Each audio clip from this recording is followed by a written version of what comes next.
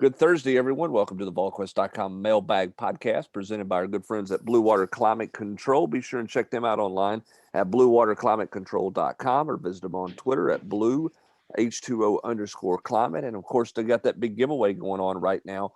If you schedule a spring heating and air tune-up with Blue Water Climate Control between now and the spring game, your name will be entered into a drawing to win 2 Vol passes. That's 2 tickets to all 8 UT home games. Refer a friend and increase your chances to win as well. The drawing will be held on April the 26th. You can give them a call today at 865-299-2290 or visit them online to schedule that appointment. Remember, Blue Water Climate Control can handle anything you need going on. You need the ductwork cleaned out, whatever you need, general tune-up, any kind of maintenance repair, they'll take care of you at Blue Water Climate Control. With Austin Price and Rob Lewis, Brent Hubbs on this Thursday, let's get right into the mailbag questions, and we'll start first here with a recruiting question. Austin says, you say that Tennessee's in the top 2 with Horton and Miller, though I think consensus is we trail, which you never said they led. I want to point that out there. What can you tell us about the intensity of our recruiting efforts and which coaches are most involved? And does that say something about who will be focused on the state's recruiting, especially in the mid-state? Well, I mean, for Horton and Miller, I mean, yeah, Tennessee, I think, trails Florida for Horton. But I still think Tennessee's in a good spot there long term. And I think they trail Alabama for Cam Miller. And it depends on when Cam Miller does something. I think that Tennessee right now is, they've put so much effort into the state, Brent, and they put a bunch of assistant coaches in the state. See, I mean, again, we talked about this before. The last staff, literally T had all of Nashville and Memphis, which is to me is just insanity for one person to have that amount of, ground. So like you look at in state, Willie Martinez used to have Murfreesboro. He's got Murfreesboro. Golish has got part of Nashville along with Cody Burns. Cody Burns also has kind of that area in between, Nashville and Shelby County. And then of course, Shelby County is Jerry Mack. But I mean, they're going to tandem recruit. Like, I mean, Walter Nolan hears from who? Rodney Garner. Patrick Kudus hears from who? Glenn Ellerby. So, I mean, they're going to recruit positions, but specific areas, they've got a lot of people in the state, and they don't even count like people in Chattanooga. I think Rodney may have Chattanooga, and then I think Ellerby has, for whatever reason, like a lot of either the OC or O-line coaches had Knoxville like in every staff, over the years. So, they're putting a lot of effort into the state. I still think Tennessee has got a chance to land several of these in-state guys. It's just going to take time. They're right now trailing in several ones, but I don't think they're too far behind to where they can't make it up, especially if kids take their time. And even if they do jump the gun, like a Jordan James, who I expect to commit to Georgia next month, what does he look like? If Tennessee comes out and wins some games this fall. Again, winning solves everything. So if you can come out, win those first 3, which are all non-conference games, kind of find your footing, and you do it by scoring a lot of points, then, maybe you fall into a season where you get some confidence going. Yeah, and again, I think you have to tandem recruit, particularly when you're playing catch-up the way you are right now. Your position coach has to be heavily involved in that particular position player, particularly for the class of 22, because you're playing so much catch-up with those guys. Let's go to the next one here. Rob, we'll start with you here. How steep is the learning curve for a coaching change? Finding where players fit, new systems, terminology, etc. Some programs seem to have a quicker rebuild than others. Is it more about the players or is it more about the coaches? Put me down for somebody who thinks it's more about players, more about talent. I mean, you got to have both. I mean, you got to have good coaching, you got to have good talent, but you can stumble around and fall into some wins if you just have more talent than other teams. And but by the other side of the coin, you can win some games you probably shouldn't if you had good coaching. But I think in this league, coaching only goes so far. I mean, you've got to have some guys that are going to play on Sundays. Yeah, Rob's right, Brent. I think for ultimately to win like you want to win, you've got to have the Jimmies and Joes. But how can Tennessee parlay into a little bit more success this fall? I do think the better team chemistry can go a long way. You might steal a win or 2 if you have better team chemistry, better staff chemistry, and just a better feel around the program. Well, and I think quarterback play too. If you can get some kind of quarterback play, you're not going to win 10, 12 games. I'm not saying that, but that one position to me is paramount, and I think we've seen that at Tennessee. But we've known that. That's not anything shocking. But that's a game changer. Even if it's not the most talented guy, a guy who can run your offense and be successful is a difference maker for you for sure. So I think that's something. Can they find some of those where you look at that? Pine Mountain Vol wants to know, can you break down the recruiting territories for each coach? We did that in the state of Tennessee. I don't know where everybody is. I think Cody Burns is going to have some work in Alabama. Rodney Garner is going to have work in Alabama and Georgia. I think Jerry Mack is going to be in North Carolina some. Austin. Willie Martinez has Florida ties, so that makes sense. There's several guys with Florida ties on the staff as well. I don't know. I know Mississippi's a real popular area for this staff, and I don't know who has that. I've not asked. Again, like in a lot of ways, I think that's somewhat overblown unless you've got some just crazy deep tie. Like Rodney's recruited Atlanta for so long, like that's a crazy deep tie. But I mean, for some of these coaches, Golish, I think it comes down to showing your personality and bare bones recruiting more so than it does actual ties at some of these places, because he's not coached in this area. I mean, he's coached in Iowa State and Illinois and Central Florida, so for me, I think the recruiting areas are a touch overblown, not totally overblown. I think it can, help you in a lot of ways, but, for most of these states, I don't think you're going to find a lot of these guys have deep ties unless you're like a Rodney Garner or somebody like that. Yep, and obviously they've got some ties up in the north now with Banks being here and your linebackers coach Austin. Brian Jean-Marie. Jean-Marie, there you go. All right, on to the next one we go. What piece of advice, Rob, would you give to Rick Barnes going into this offseason? Get a big man that can play. Simple. Get some size that is competent and can play. Find yourself a transfer that can come in and help you immediately. Stop taking so many projects. Yeah, they've taken some transfers. Kevin Punter worked out well. Some of the others have been Bonnie Tyndall leftover. Yeah, Punter wasn't he? He didn't take it. That's right. You're right. I stand corrected on that. So yeah, you can't miss if you take a transfer. EJ, you got two. You always talk about it in football how scholarships are the most important thing. Your most valuable commodity as a coach, and Tennessee's got two scholarships invested in big men that are sitting at the very end of the bench. My thing, Rob, and again, this is not hating on a particular kid, but you talk about projects. I've watched Hanjay Tamba. I've talked to that kid for stories we've done on our high school show here in Knoxville. He's a great kid and has a specific skill set to protect the rim. But you're not going to get any kind of polish on the offensive end from him. Are we still talking about him reclassifying? I think that's out there. That's a possibility. But you said it best. He's a rim protector, and you look at this roster with Epon gone, they don't have it. And I don't know that they're necessarily expecting him to make an impact next year if he does reclassify. But they've got no rim protection on this roster at all right now. So here's a question for Rob. All right, potentially Hanjay is we're going to reclassify. Potentially, if they get BHH, he's going to reclassify.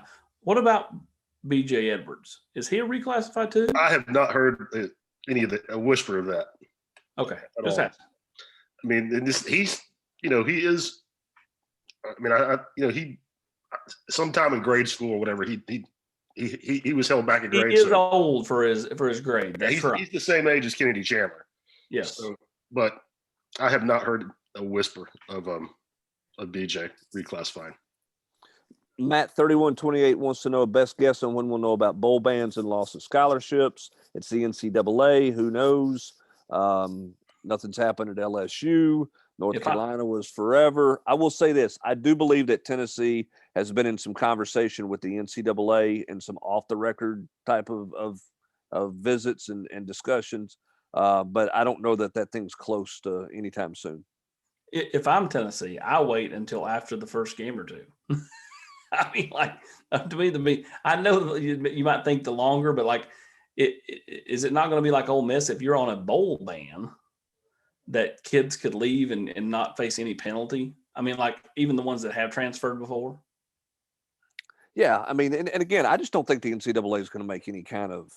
I'm not sure Tennessee's gonna make a self-imposed deal. I don't think it's gonna be far enough along to where Tennessee's ready to self-impose anything this spring or this summer. I could be wrong.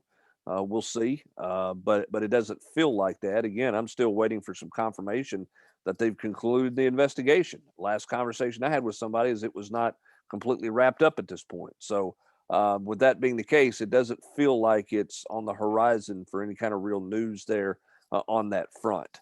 To Kent, Tennessee, Ken, we go. Thoughts on the name, likeness, image? To me, this has the potential to make the playing field as unlevel as possible. How can they control Bama boosters from doing one thing a lower level school can't possibly do? Well, I don't think it's just Alabama. I mean, I think that, I don't think the lower level schools are going to be able to compete, necessarily with a likeness image, because I don't know that there's going to be the dollars out there for those kids, a kid at Chattanooga or a kid at MTSU, in terms of what all's out there. There's so many, to me, Rob, so many unknowns in this thing, and there's so many qualifiers, and there's going to be so many rulings that have to take place on this thing that I'm not sure anybody knows. I'm not sure anybody's figured out how to win at it just yet. I think it's just going to be an absolute zoo.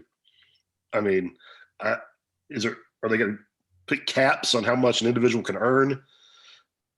I mean, you know good and well that there would be an Alabama booster willing to step up and give, Mac Jones $1 million to come back next year, or a Clemson booster for, same thing for Trevor Lawrence. I mean, that to me, what's the ceiling? That's I don't know if I don't know if it's going to be a complete free for all, or if there's going to be some kind of built-in fire breaks. Like, perfect example. Like, let's say that Hendon Hooker was the Tennessee starting quarterback, and a local T-shirt company had made they had off the hook T-shirts made. I'm just throwing out nonsense, but like that was the theme. And he was able to benefit of it. What's stopping boosters from buying 20,000 T-shirts to pass out to whatever, and all of a sudden the kid benefits from it? You know what I mean? Like, I agree. I think what it does is I think it hurts college basketball, Brent, because how much fun is March Madness when you've got Oral Roberts and Loyola Chicago and people like that? How do those teams compete with bigger schools, with stuff? I don't think that it impacts them. They're still going to be getting the same kids they get now. I think if those kids weren't good enough to get recruited by Kentucky or North Carolina just because they can get paid for their image or likeness, I don't think that's going to change anything. No, I think that I think that the bigger impact is going to be on the football side of things. It's going to be an arms race, with some of those teams. Mid-major basketball has become such a thing now that I heard this discussion on a tournament coverage, I guess, last week, that it's really unfair to call anything mid-major anymore, because these guys so many of these teams are having success out there. I don't think it necessarily changes what the tournament looks like, but it will be interesting to see how people can manipulate it, how people can do it on the up and up, how they're going to monitor it. I mean, look, there are guys in the athletic departments around the country. Their sole job is going to be the management of this. I mean, they're going to be senior level AD people, and that's going to be their job, is the management and putting this program or this system into place to try to manage it. And there's a lot more questions than there are answers, but it certainly does appear to be coming down the pike. All right, let's stay with hoops here.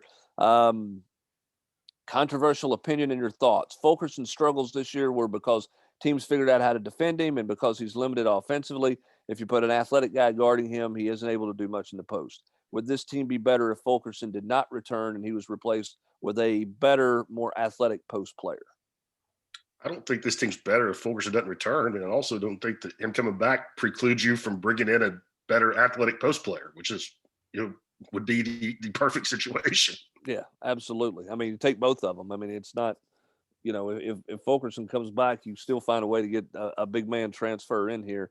And look, they could use more than one big man. We all know that. All right, on to quarterbacks we go. If no quarterbacks transfer after spring ball, does Heupel still sign a quarterback in 22? Also, given the unknowns with both UT and Bama's offenses, is it at least plausible that Ty made more of a reservation to Bama than a commitment. After all, if he had said no to Bama, they were probably picking another quarterback in a matter of days. Whereas, let's face it, Tennessee isn't turning him down on the eve of signing day if he changes his mind. No, Tennessee's going to sign a quarterback in every class. Like that'd be malpractice, and to not sign a quarterback in every class. So yeah, Tennessee will sign a quarterback in 22. Let's face it, Brian Maurer's been about out of here 44 times to this point. They're not going to roll in there with these 4 quarterbacks and all 4 quarterbacks stick around for the 2022 season. That's just not going to happen. So you got to sign a quarterback in every class. As for Ty, I think his commitment to Alabama is really firm. Would be interested to see what happens if Tennessee could somehow win some games early in the fall and had success in state recruiting with other kids he knows. Will be interesting to see too how many quarterbacks are in this room after the end of the spring semester. Does Tennessee even look at potential another transfer quarterback out there if somebody were to pop up on the radar screen? You never know. But what we do know is you got to have a quarterback, and Tennessee will have an assessment of what their quarterbacks look like starting today as they'll go to the practice field for the first time and going there. On to recruiting we go. Seems like this coaching staff is really going after some O-linemen right now. Sounds like there are a few that are close or the Vols could possibly even lead for. Can you talk about those O-linemen a little more? Current team, what's the mood in the weight room? Is the current strength coach getting after it? Anyone putting on some weight, gain strengths, blah, blah, blah? As far as the O-linemen, the recruiting, I think Tennessee's in a pretty good spot for a guy like Patrick Kudus. Notre Dame would be the X factor there. Addison Nichols, I think Tennessee's going to end up getting the last official visit there, which would be set up well for Tennessee. Tennessee's in, I think, a good spot for, a couple of different linemen. The Brubaker kid, I think he really likes Tennessee. I think he really likes South Carolina. I think he really likes the thought of playing in the SEC. His dad played at Penn State, though. Just history tells you that's going to be a really hard pull unless something goes wrong, just based off of history and experience in recruiting. As far as other guys, I think Jacob Hood's a guy Tennessee continues to evaluate. I don't think that they're at the point where, like right now, they would just take him. That's just my feeling on it. There's the kid at NBA that Tennessee just offered.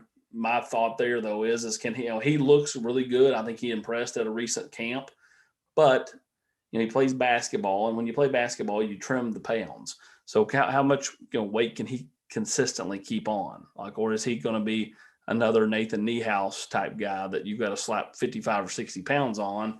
But again, it all depends on what you're looking for out of your offensive lineman. If you're looking for an offensive tackle that's 285, then he might be your guy. Yep, that's exactly right. So we'll see what they look like and what they're looking for. And let's not forget about Fisher Anderson, right, who to me is right near the top of the board for Tennessee's offensive line. I didn't want to skip over him. We were just running through guys. Fisher's a guy that Tennessee covets really, really highly. Yeah. Assuming Tennessee either receives or self-imposes a bowl ban for the 21 season, is it too late to take advantage of the Hawaii exception and schedule a 13th game in Hawaii as a de facto bowl game? Alabama did this in 2003. I hadn't thought about it. I would be surprised if that's what that Tennessee ended up doing. I guess, anything is possible, but that would be of a surprise to me if that's what Tennessee elected to do. But I'm all for it. Let's go to Hawaii. Haven't had that discussion with anybody. Hadn't thought of asking that question, to be honest with you, at this point in time. All right. What were the interesting notes from the Pro Day press conference? The most interesting note is they did Pro Day before Pro Day, and that's not a knock on anybody, but that's an unusual thing, is to do a Pro Day before you have a Pro Day. You do Pro Day press conferences before Pro Day, but I didn't hear any great numbers or anything great coming out of that, or any significant news coming out of Pro Day today. On to the next one. Just curious what happens to some of the younger guys like Shelton Felton and Niedermeyer who were caught up in the investigation. Do they have a permanent black mark, or will they be able to find another coaching gig as a support staff in the NFL or in college? Hoping those guys get another shot down the line and they aren't tarnished forever. Niedermeyer's nowhere. in football, and Shelton Felton is the defensive coordinator at Valdosta High School, I believe. Yeah. And I don't think either one of them are going to be in college football anytime soon. Maybe in Nope. the NFL, but I don't think either one of them are going to find their way to a college football field anytime soon. And Will Wade is cashing checks. Yep. It's a crazy world, isn't it? It is a crazy, crazy world. All right. Wanted to ask you guys, especially you, Brent, how you guys are feeling about maybe getting to put eyeballs on a practice. For me, I'm hoping it's all good. It was my window into practice games, et cetera. I've been on here since 07, 08, and it's top 5 for me easily in terms of your coverage, talking about practice. Also, please keep the around the horn. Really like that segment that you guys did last week. Obviously, guys, we're all optimistic and happy with the notion that we're going to get to watch some practice. It'll be limited, obviously, like it's been, but some eyeballs are better than no eyeballs on the practice field. Because let's face it, if we would have seen some things this fall, our viewpoints on things would have been different. I don't think there's any doubt about that. So I'm all for it, and thankfully Tennessee has worked hard at working something out from a protocol standpoint, and Josh Heupel is on board with having the media there for at least part of practice, so we get to see some guys firsthand. When we're outside. So like today, there's this heavy chance of rain. Obviously, we won't be at practice today. Practice will be indoors. So the only time we're allowed to attend is when the practice is outdoors. So that's going to kind of be the protocol for those people that are wanting to know. And then I think it's great. Credit Bill Martin and that SID staff. They pushed hard for this. They don't want the credit, but I'm giving it to them because, I think they realize that Tennessee right now needs to find a way to sell something, other than what's been out there. And I think they feel like, having the media there to see some spring practice is good. Coincidentally, when we are in attendance, I will take 2 phones, FaceTime Jesse Simonton so he can watch routes on air and report back his notes. I was just going to say, Hubbard, to your point, I thought you made a really good point that we probably would have had a different opinion about this team in the fall if people could have seen some practice. And I know it was an even bigger impact in basketball where we get a lot more access, thanks to Coach Barnes' attitude towards the media. And we get to see at least one full, complete full practice a week, and sometimes 2 if you want to stay. And not being able to see that, not only, put you behind on, in terms of injuries, but just forming a real opinion of the team just made it a lot more difficult. Yeah, there's no doubt about that. And so, yes, everybody's optimistic and thankful of that opportunity to get to see some practice starting, as Austin mentioned, most likely on Saturday, because it is supposed to rain. And as you're listening to this, it's probably pouring the rain based on the weather forecast. Do you think this staff has had its fill of Henry like the rest of us has? I think this staff kind of made it clear that they were moving on without Henry when the defensive staff met with the media a couple of weeks ago. I thought they pretty much threw that back in Henry's court. If you want to be here, be here. But in terms of, begging and that type of thing, that they weren't going to go in that direction. At least that's the vibe I got from hearing those guys talk. Maybe I'm wrong, but that was my takeaway from it. I agree. It was kind of one of those things where we're going to talk about the people that are here and not focus on about anything else. All right, Austin, who was the kid that you said Tennessee should offer because the brother is good? The player's good, but his younger brother is going to be a top 50 kid. Have we offered that guy? Who's he talking about?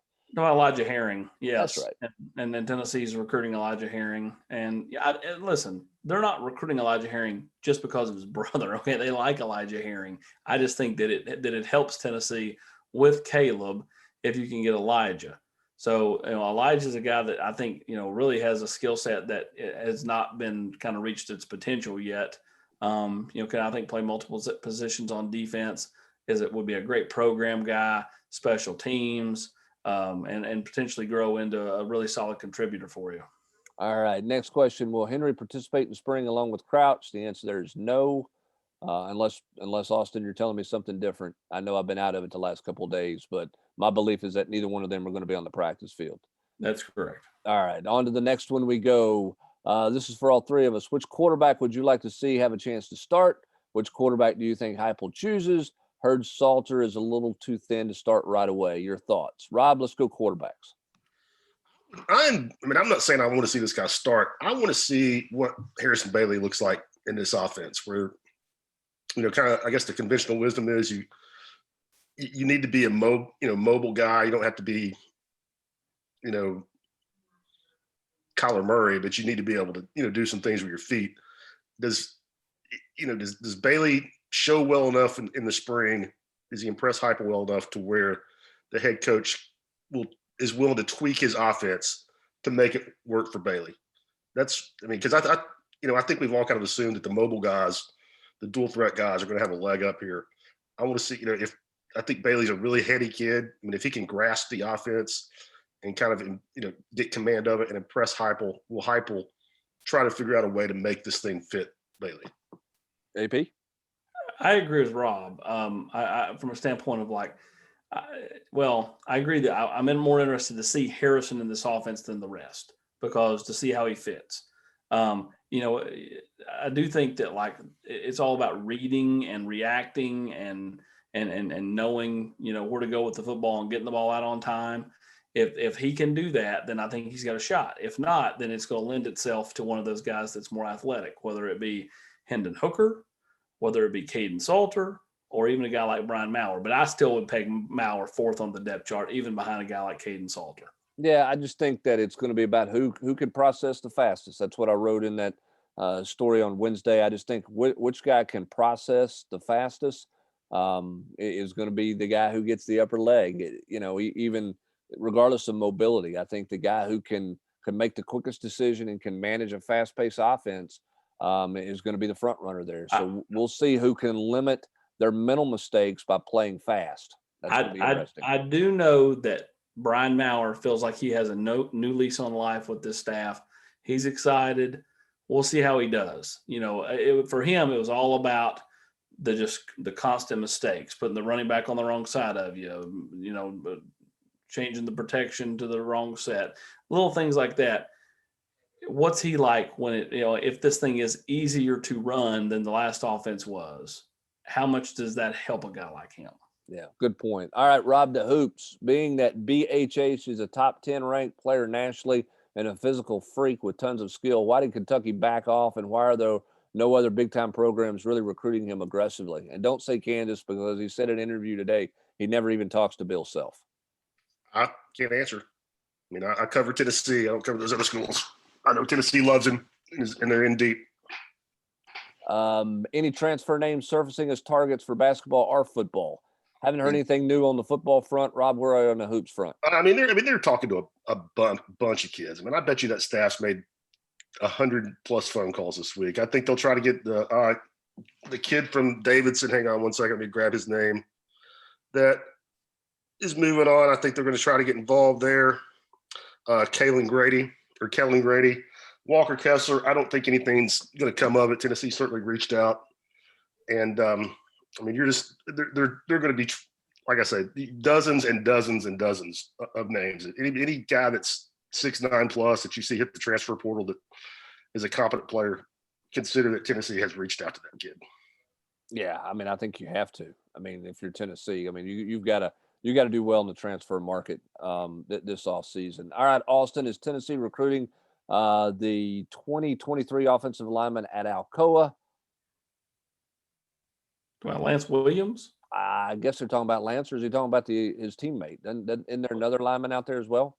Yeah, there are that Oregon and Florida State have offered. Tennessee's evaluating him, and they're evaluating Lance. I think a lot of these kids, a guy like Lance Williams, to me, really got hurt by the fact there was no camps last summer. And he probably got a touch heavy. And I think he's in much better shape now coming off that offseason surgery. And so I think both those kids will be on Tennessee's radar. Now, are they close to offering them? I can't answer that. Yeah, I think both those guys are definitely going to be on the radar screen and continue to be evaluated. Rob, do you think Springer would get drafted in the first round this year? Seems more like a second round pick to me. Hope he comes back. What do you say? Does anybody read it? You can type in NBA mock draft people. Jaden's the one. The ringer.com is a highly reputable, website that is really NBA centric. They had Keon going 6, Jaden going 12. ESPN, I think the latest one, they have Jaden going 14. I mean, these things may not be spot on, but they're not 20 spots off. So I don't think Jaden is worried about going to the second round. No, and I don't think he's worried about coming back here either. I think both he and Keon are both going to the NBA, as we have said from the get-go. That's going to do it for the mailbag questions here. I do want to say this. I want to send out certainly our best wishes to Jay Graham and the difficulty and things that he's dealing with and going through right now. Mental illness and mental struggles are real out there. All of us know somebody who's going through different things out there. And certainly we wish Jay the best and keep him in your thoughts and prayers. And hopefully he can get things in order and get things in his life in order and get going in the right direction with things. So just wanted to say that publicly. I know, Austin, you share that. Rob, you share that same sentiment, that we wish nothing but the best for Jay. And hopefully he's taking the proper steps he needs to make the improvements and make the changes he needs to make in his life. That's going to do it for this edition of the Blue Water Climate Control Volquest.com Mailbag Podcast. For Austin Price and Rob Lewis, I'm Brent Hubbs. Thanks for joining us. Have a great rest of your Thursday, everybody.